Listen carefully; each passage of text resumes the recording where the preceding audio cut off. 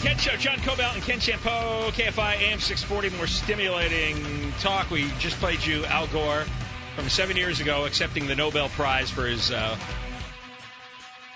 climate change, global warming work, predicting that in 7 years the Arctic ice sheet would disappear, be completely gone.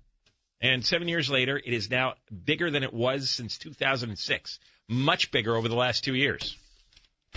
Also, there, of course, were dire predictions about all the ice, including Antarctic. And new data from there also shows that the sea ice has expanded, setting records in June and July. You know, and there's a decent chance that they will top 2012 and 2013, which each broke records of maximum total ice extent.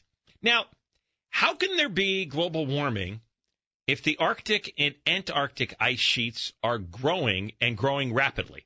Explain how that works. Well, one quote from Ted Maxim, it's a great name, M-A-K-S-Y-M, Maxim, an oceanographer at the Woods Hole Oceanographic Institute in Massachusetts, is simply, climate is a complicated thing. Oh, now it is? Yes. Understanding how these kinds of changes play out in different regions is a very tricky business. No. They said, they've been saying this for 20 years, temperature's going to go up by X degrees, all the ice is going to melt, sea levels are going to rise. Irrelevant. Areas are going to bake. We're all going to have to change the model. Oh, I see. Now it's complicated. Dramatic changes in temperature, sea level, and extreme weather around the world are proof the planet is warming. The question is how these changes affect the Antarctic. What extreme weather? We've actually have fewer hurricanes, fewer fires, fewer tornadoes than we've had in years.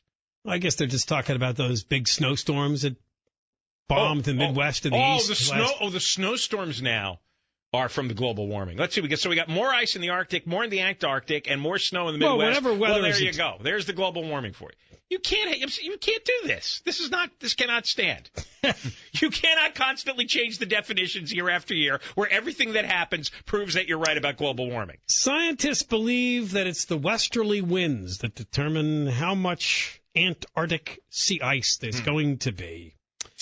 And, boy, there's a complicated explanation here. Ice requires cold temperatures to form, and winds help it grow by blowing it around the polar ocean.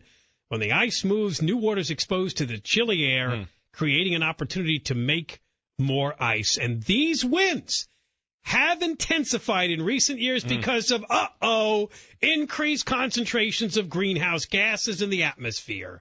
So there you see it. That comes makes the back wind. Wait, it makes the wind blow harder now? That's right. No, but they said that all the warming got sucked into the ocean.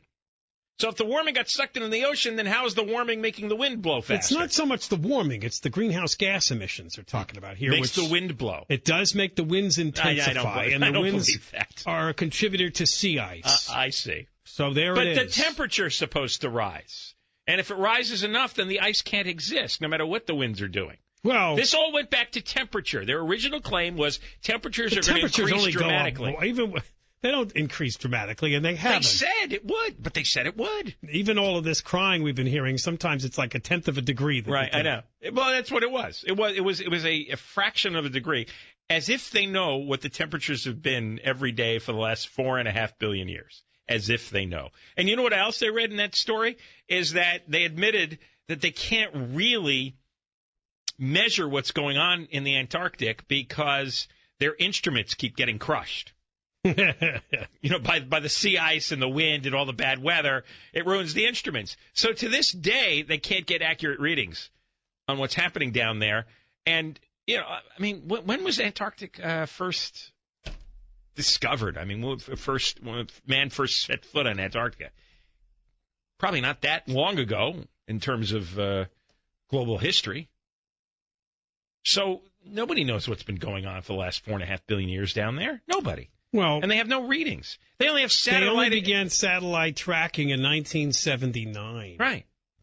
Yeah. So and if one guy says 30 years of data just isn't enough to make any conclusions. Yes. Yeah. Out of 4.5 billion years, these guys are phonies, complete phonies. As a matter of fact, one guy says it's possible that the current growth spurt is just a short upward wiggle in a larger downward trend. Or 30 years isn't long enough. Or it's just not happening. But, well... Or maybe it's not happening. Maybe they were wrong. Maybe they fed a whole lot of poo into their little climate computer model, and out came more poo, and all the poo stinks. Yeah, well, I'm willing to say we still don't know what we don't know. But right.